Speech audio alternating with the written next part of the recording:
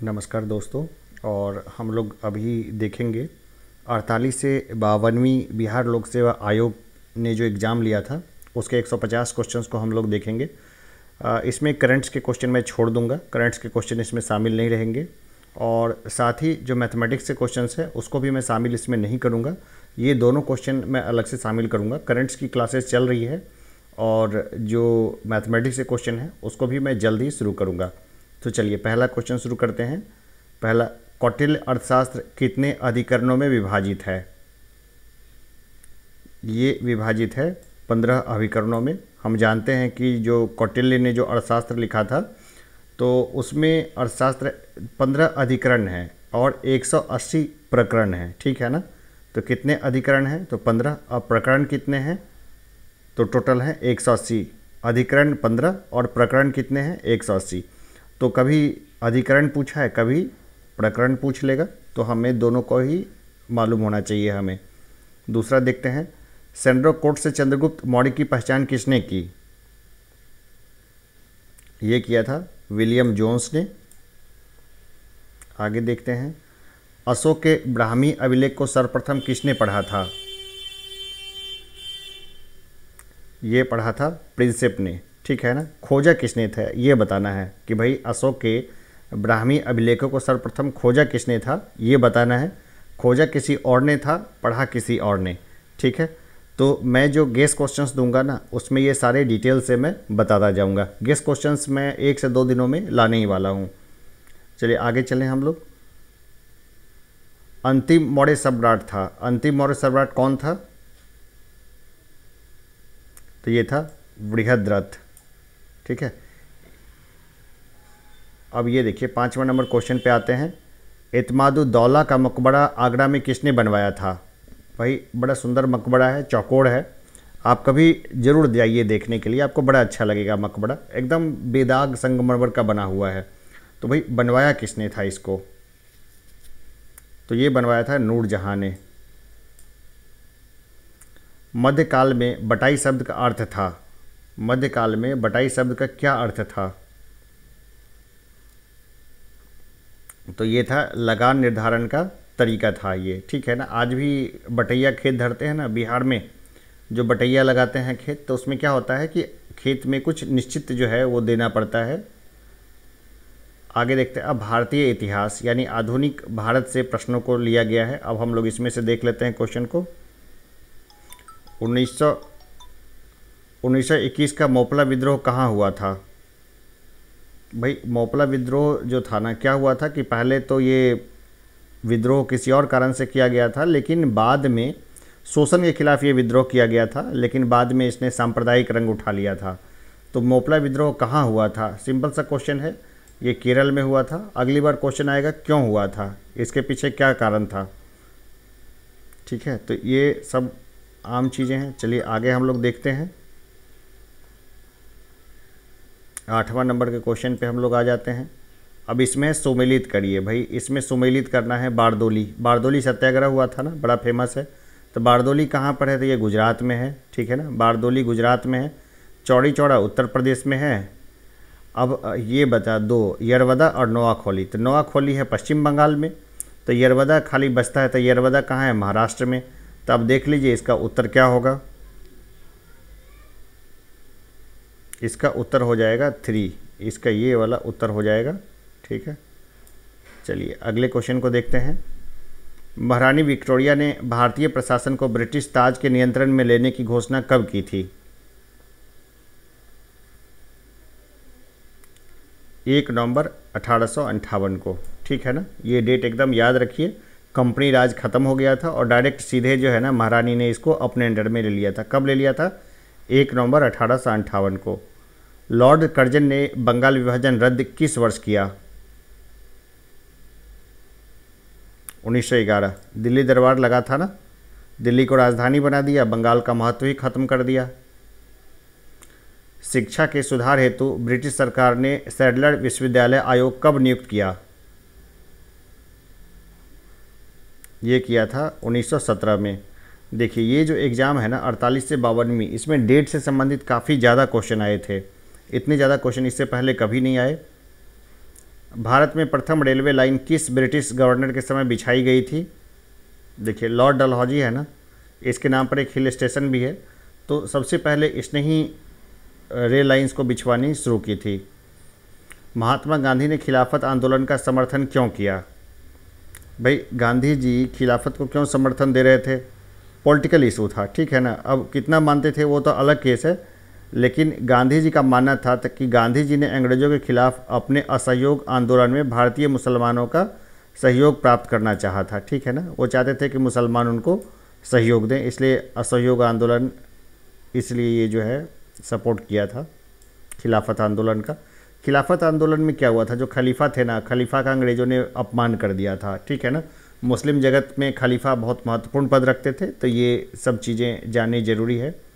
आगे हम लोग देखते हैं, कांग्रेस के नरम दल के नेताओं की आंदोलन की पद्धति थी, ठीक है, तो ये थी राजवामबद्ध आंदोलन, मतलब हाथ पैर जोड़ के अपना जो है सो निकालते जाएं काम, या बीच का रास्ता निकालें, सशस्त्र या हिंसा वाला रास्ता उनका नहीं था, ठीक है ना।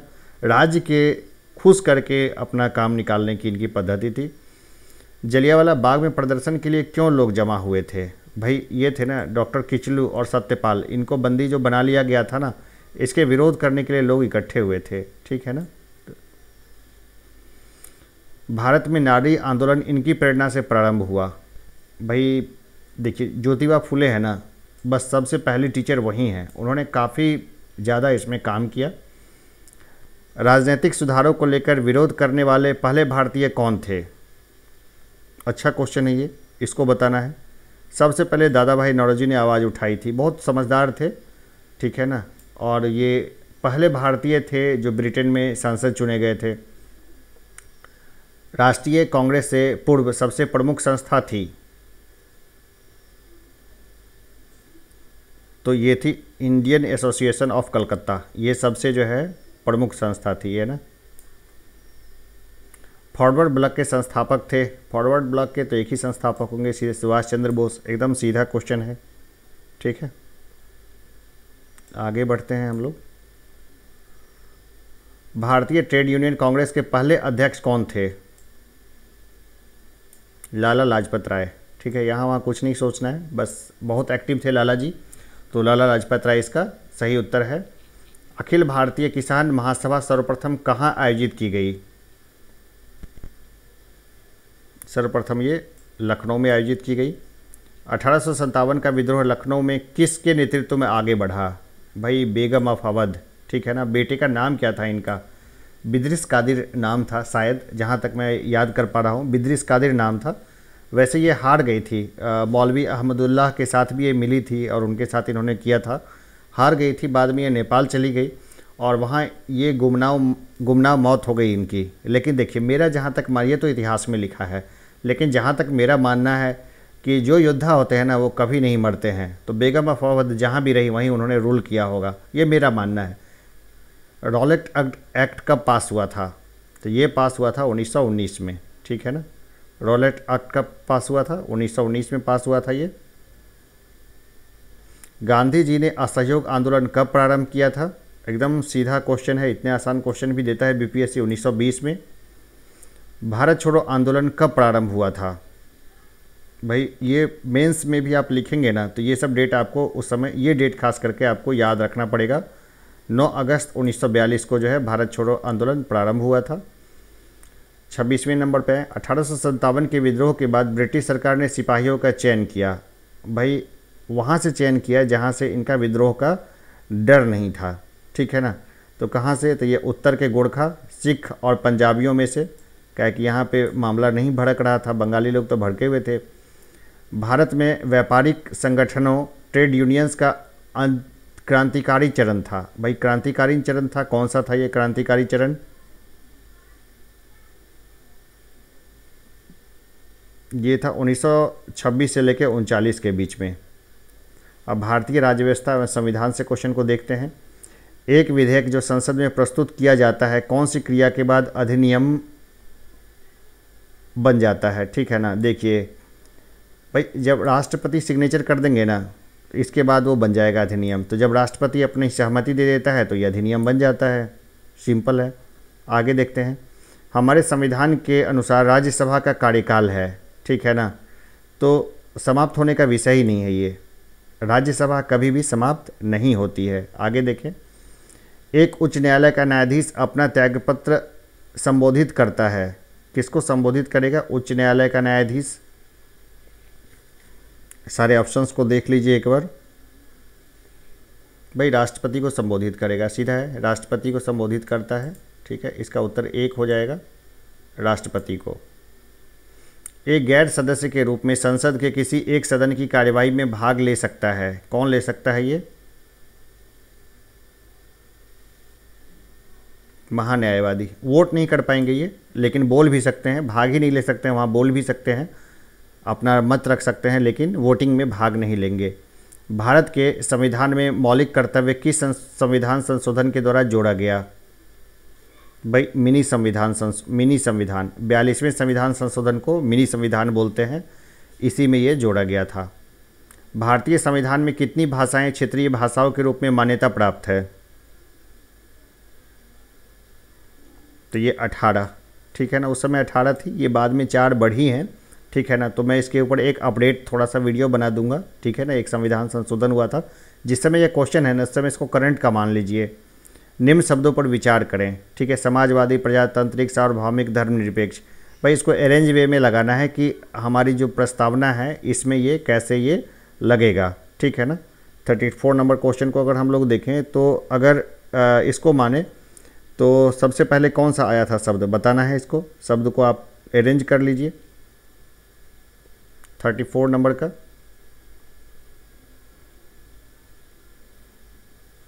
ठीक है, ये इसका पहला इसका सही उत्तर हो जाएगा। आप यहाँ से देखें तो 3 1 4 2 होगा, ठीक है।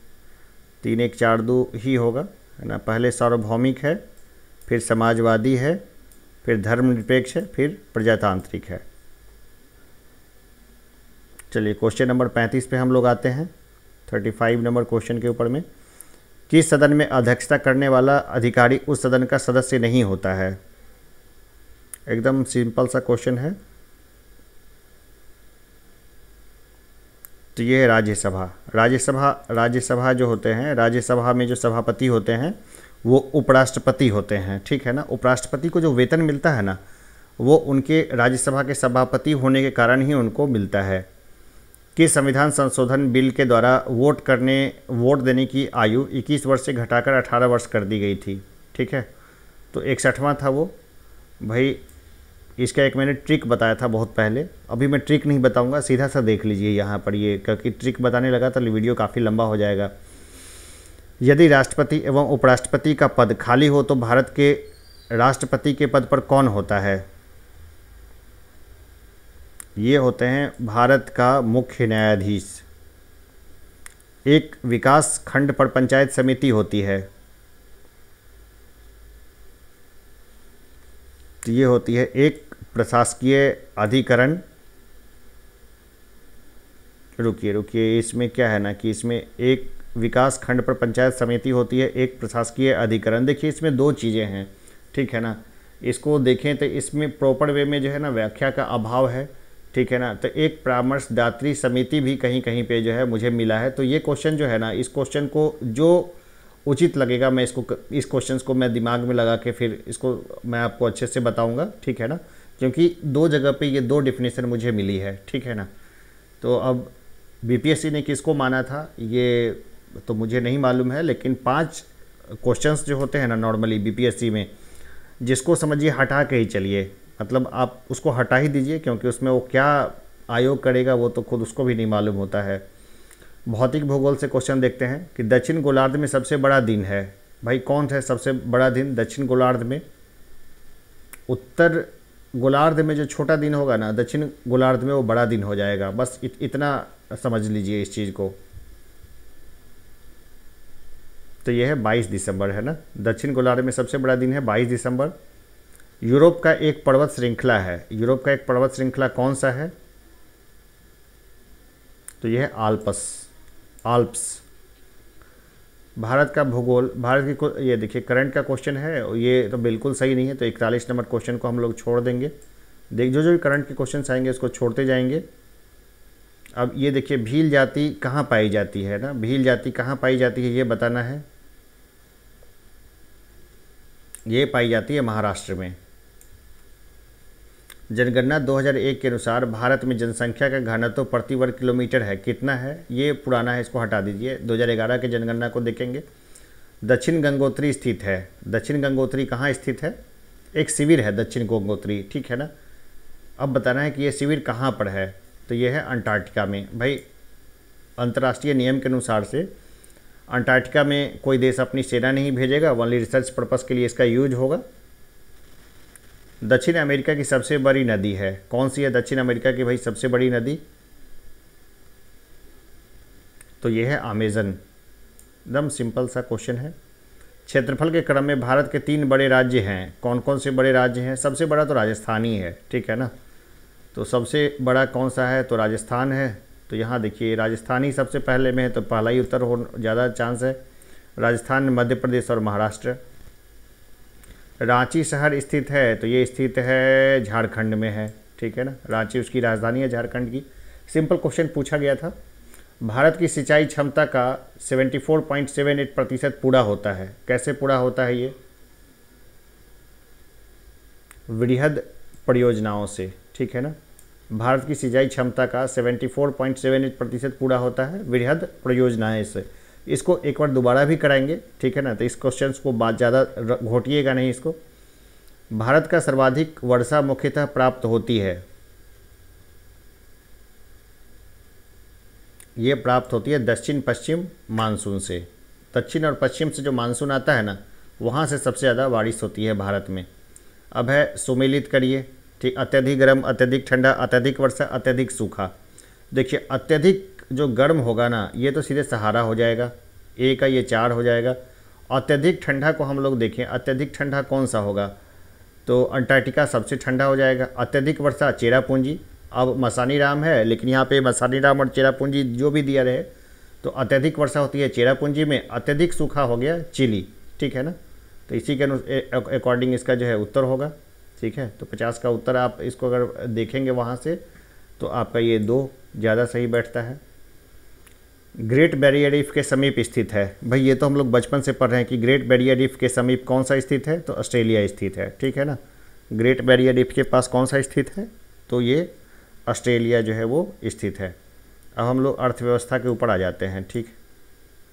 विश्व बैंक के नवीनतम विकास प्रतिवेदन के अनुसार भारतीय अर्थव्यवस्था की स्थिति है।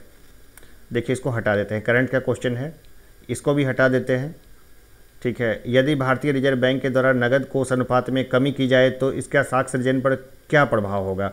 देखिए इसका जो है साख जो है वो बढ़ेगी, क्या कि ज़्यादा बैंक लोन देने लगेंगे ना। बैंक जो अपने पास कम पैसे रखेंगे तो ज़्यादा लोन देने लगेंगे, तो इस साख में वृद्धि होगी, ठीक है। भले बाद में कुछ हो जाए।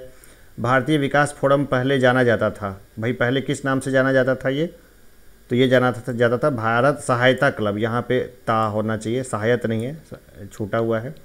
यह सत्य होगा कि भारत को परिभाषित किया जाए। भाई भारत को कैसे परिभाषित कर सकते हैं आप? एक श्रम अधिक वाली अर्थव्यवस्था के रूप में इसको हम परिभाषित कर सकते हैं। संशोधित मूल्यवर्धित कर का संबंध है। संशोधित मूल्यवर्धित कर का संबंध किससे है? 56 नंबर क्वेश्चन जो है वो दिखाना है। वैसे तो अब ये सब चीज़ें हट गई है, सारा मामला ही अब अलग हो गया है, तो उस समय ये बिक्री कर से इसका संबंध था। 11वीं पंचवर्षीय योजना का उद्देश्य है। भाई कोई एक उद्देश्य तो होगा नहीं, ठीक है ना। तो ये जान के रखिए। तो इसका उत्तर समष्टि आर्थिक वृद्धि ज़्यादा सही है। वैसे 1 रुपये के नोट पर हस्ताक्षर होते हैं वित्त सचिव के, ठीक है ना। वित्त मंत्रालय के सचिव, वित्त सचिव एक ही बात है। भारत में योजना अवकाश की अवधि थी 1966 से 1969 के बीच में योजना अवकाश की अवधि थी। राष्ट्रीय नियोजन में रोलिंग प्लान की अवधारणा लागू की गई थी। ये जनता सरकार, मोरारजी देसाई थे ना, उन्होंने इसको लेके आए थे इस चीज़ को। तो रोलिंग प्लान यही था। रोलिंग प्लान में यही था ना कि प्रत्येक वर्ष बजट उजट का हिसाब किताब बनाना था, और एक बार का पैसा एक ही बार में ख़त्म करके बस जीरो बजट समझ लीजिए। राजकोषीय घाटा है। राजकोषीय घाटा क्या है भाई, इसको बताना है। तो यह बजटीय घाटे का योग और सरकार का बाजार ऋण तथा दायित्व है ना, ये हो जाएगा बजटीय घाटा। बजटीय घाटे का योग और सरकार का बाजार ऋण तथा दायित्व। भारत जीवन बीमा निगम की स्थापना कब हुई, ये बताना है कि भाई कब हुई। अब इसका प्राइवेटाइजेशन बहुत चर्चा में है, ठीक है ना, तो ये क्वेश्चन जो है इसको तो जानना ही चाहिए। 1956 में हुई थी भारतीय जीवन बीमा निगम की स्थापना। आगे देखते हैं कि भारत के सकल घरेलू उत्पाद में कृषि एवं उससे संबंधित क्षेत्र का अंश है, कितना अंश है, अभी लगभग 17.5% के करीब है। तो ये इसमें तो कोई उत्तर इसमें सही नहीं है। भारत में 1991 से 2001, ये इसको नहीं देखेंगे हम लोग, है ना, जो करंट का क्वेश्चन है उसको देखेंगे ही नहीं। अब ये क्वेश्चन भी नहीं देखेंगे और ये क्वेश्चन भी 66 भी नहीं देखेंगे। भौतिकी पे आते हैं, ठीक है ना। रडार का आविष्कारक कौन था, बताना है भाई, रॉबर्ट वाटसन, ठीक है ना। रडार का आविष्कारक कौन था, तो ये थे रॉबर्ट वाटसन। इनमें से रक्तदाब का मापक यंत्र कौन है, रक्तदाब, ठीक है ना, रक्तदाब का कौन सा है, तो ये है स्फिग्मोमैनोमीटर, है ना। स्फिग्मोमैनोमीटर से रक्तदाब का पता किया जाता है। इंद्रधनुषीय क्रांति का संबंध है किससे है, सभी से होगा, हरित क्रांति से, श्वेत क्रांति से, नीली क्रांति से। इंद्रधनुष में सारे रंग होते हैं। आगे देखते हैं, द्वितीय हरित क्रांति का संबंध होगा, द्वितीय हरित क्रांति का संबंध किससे होगा,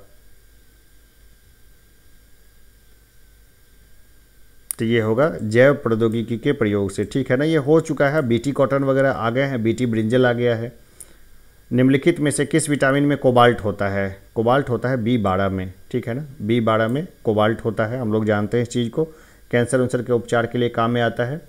मनुष्य में एफ्लोटॉक्सिन खाद्य विषाक्तन द्वारा सामान्यतः कौन सा अंग प्रभावित होता है, भाई कौन सा प्रभावित होता है, एफ्लोटॉक्सिन खाद्य विषाक्तन, इतना ही लिख देना आप कभी भी, एफ्लोटॉक्सिन खाद्य विषाक्तन। जब नोट्स बनाना तो पूरा लिखना जो है वो संभव ही नहीं होता है, तो ये होगा यकृत, यकृत प्रभावित होता है एफ्लाटॉक्सिन से। आगे देखते हैं, राज्य विशेष का ये क्वेश्चन आ गया। अब ये है ना कि ये क्वेश्चन को हम लोग सब करंट से संबंधित था, तो करंट वाले में फिर करा ही रहा हूँ और कराता रहूँगा, तो इसको हटा देते हैं, इस सारे चीज़ों को हटा देते हैं ना। अब जो क्वेश्चन काम का उसको देख लेते हैं। गांधी जी ने भारत में पहली बार सत्याग्रह आंदोलन बिहार में कहाँ प्रारंभ किया था, तो ये किया था चंपारण में। बोधगया में बोधि वृक्ष अपने वंश की किस पीढ़ी का है, देखिए यहाँ पर अगर हम लोग देखें तो बहुत बार मैंने देखा है छठी पीढ़ी लिखते हैं, बहुत बार जो है ना पाँचवीं पीढ़ी लिखते हैं, ठीक है ना। तो उम्मीद है ये क्वेश्चन नहीं आए तो अच्छा है, वैसे मतलब पंचम पीढ़ी में लगा देता हूँ, ठीक है।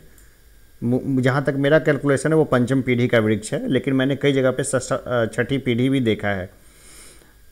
विश्व का सबसे ऊंचा कहे जाने वाला विश्व शांति स्तूप बिहार में कहाँ पर स्थित है, विश्व शांति स्तूप कहाँ पर स्थित है, ऑप्शन ये रहे, आप इसको देख लीजिए ऑप्शन, और इसमें बताना है कहाँ पर स्थित है। ये स्थित है राजगीर में। राजगीर और बहुत सारी चीज़ों के लिए फेमस है, तो जितनी चीज़ों के लिए फेमस है सबको देख लीजिएगा, क्योंकि यहाँ से अगर ये पूछा है ना, अगली बार कुछ और पूछेगा, लेकिन पूछेगा यही सब। नव नालंदा महाविहार किसके लिए विख्यात है, ये विख्यात है पाली अनुसंधान संस्थान के लिए। विश्व का पहला गणतंत्र वैशाली में किसके द्वारा स्थापित किया गया था, विश्व का पहला गणतंत्र वैशाली, लिच्छवियों ने इसको स्थापित किया था। बिहार में अब कोयले का कोई भंडार नहीं है, क्वेश्चन को नहीं लेंगे। रेलवे का जोन मुख्यालय हाजीपुर स्थित है, भाई हाजीपुर जो मुख्यालय है वो कहाँ स्थित है, तो बिहार में स्थित है। सब लोग बिहार के क्षेत्रफल में, इसको हटा देते हैं क्वेश्चन को। बिहार एवं उत्तर प्रदेश की संयुक्त सिंचाई परियोजना है, कौन सी संयुक्त सिंचाई परियोजना है, तो यह है गंडक परियोजना, ठीक है। गंडक परियोजना बिहार और यूपी की एक साथ की परियोजना है। 2001 का मामला ही हटा देते हैं। भारत में जनसंख्या के अनुसार तीसरा एवं क्षेत्रफल में 12वां राज्य है, तो उस समय तो भाई उस समय बिहार था, लेकिन अभी के डेटा के अनुसार से जम्मू कश्मीर अभी भी शायद 12वां ही है। मैं इसको कंफर्म नहीं करूँगा अभी फ़िलहाल, जम्मू कश्मीर अलग हो गया ना, तो उसके अकॉर्डिंग कुछ चीज़ों में बदलाव आया है, और फिर बिहार की जनसंख्या भी बढ़ी है, तो हम लोग लेटेस्ट 2011 का सेंसस है ना, उसके अकॉर्डिंग सेंसस ही पूरा करवा दूंगा मैं।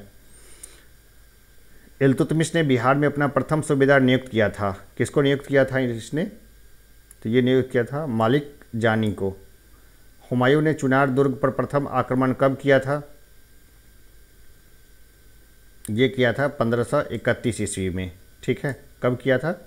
तो ये किया था 1531 ईस्वी में। अकबर ने बंगाल तथा बिहार को मुगल साम्राज्य में मिलाया, कब मिला लिया था दोनों को?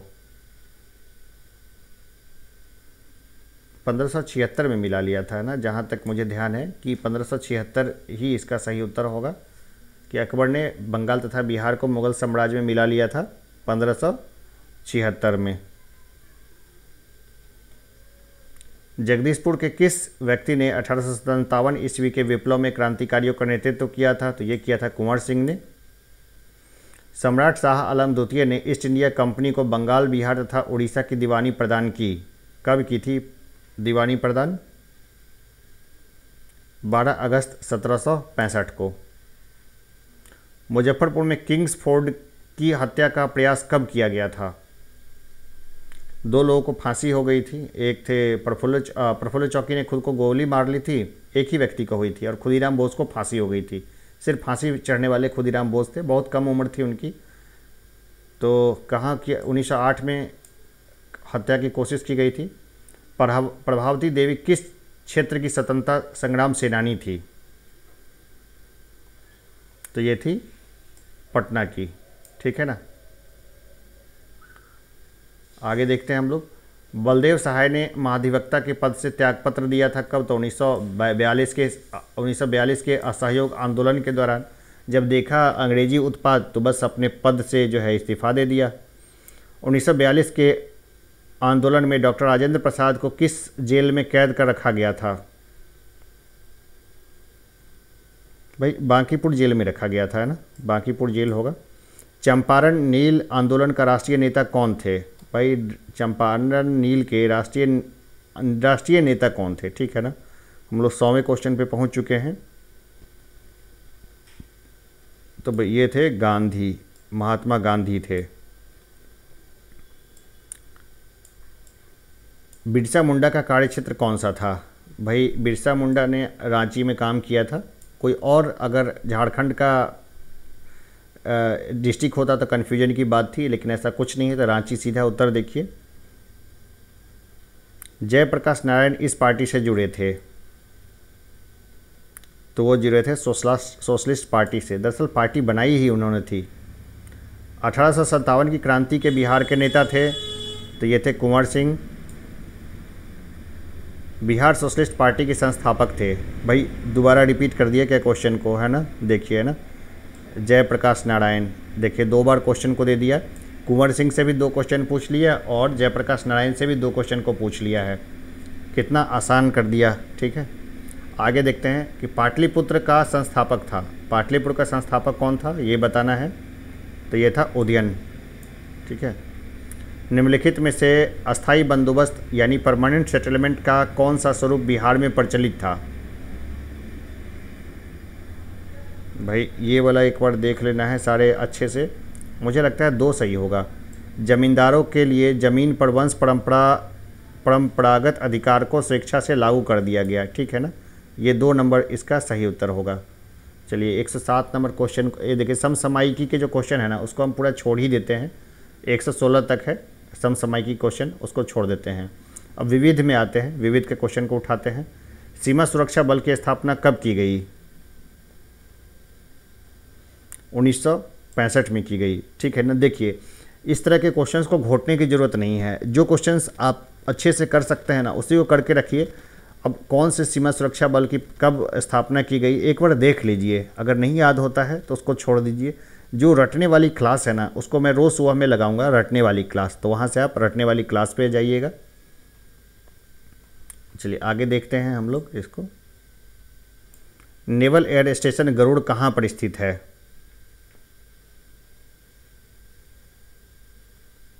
ये स्थित है कोचीन में। भारत डायनामिक्स लिमिटेड कहाँ स्थित है? मुझे लगता है डायनामाइट होगा। ठीक है ना, डायनामिक्स कुछ समझ में नहीं आ रहा मुझे ये क्या चीज़ है। मुझे लगता है डायनामाइट्स लिमिटेड होगा। मैं एक बार फिर से देखूंगा। वैसे मुझे जहाँ तक लगता है कि ये हैदराबाद में होना चाहिए, ये हैदराबाद में है ये। जो क्वेश्चन में कुछ झोलझाल होगा तो उसको मैं अच्छे से क्लियर करा दूंगा। भारत डायनामाइट लिमिटेड होगा, ये हैदराबाद में है। कौन सा देश G8 का सदस्य नहीं है? भारत नहीं है। G7 हो चुका है, वो ऊपर नीचे चलता रहता है ये, ठीक है। तभी इसको देखते नहीं है, ऑब्जर्वर स्टेट है वैसे भारत। चीन की समाचार एजेंसी का क्या नाम है? भाई चीन की समाचार एजेंसी ने अपना नाम बदल लिया हो तो मैं फिर बताऊंगा, क्योंकि उस समय तो ये न्यू चाइना न्यूज एजेंसी थी। किस देश की सरकारी रिपोर्ट को येलो बुक कहा जाता है? फ्रांस, ठीक है ना। हम लोग श्वेत पत्र लाते हैं ना, वो लोग येलो पेपर लाते हैं। भारत के प्रथम विधि विश्वविद्यालय की स्थापना अगस्त 1887 में कहाँ हुई थी? ये हुई थी अहमदाबाद में। एक मिनट रुक जाइए, ये गलत बता दिया मैंने, ठीक है। अहमदाबाद नहीं होगा। भारत के प्रथम विधि विश्वविद्यालय की स्थापना 1887 में कहाँ हुई थी? तो ये हुई थी बेंगलोर में, ठीक है। बेंगलोर आज भी लॉ के लिए फेमस जगह है। निम्नलिखित में से किस विदेशी नागरिक को भारत रत्न प्रदान किया गया है? ये प्रदान किया गया है नेल्सन मंडेला को। पुलित्जर पुरस्कार किस क्षेत्र में प्रदान किया जाता है? पत्रकारिता में दिया जाता है पुलित्जर पुरस्कार। राधा मोहन कप का संबंध किस खेल से है? तो ये है पोलो से। पुस्तक 1984 किसने लिखी है? ये लिखी है जॉर्ज ऑरवेल ने, ठीक है। यहाँ तक हमने देख लिया। अब हम लोग आगे आते हैं, 128 नंबर पे आते हैं क्वेश्चन पे।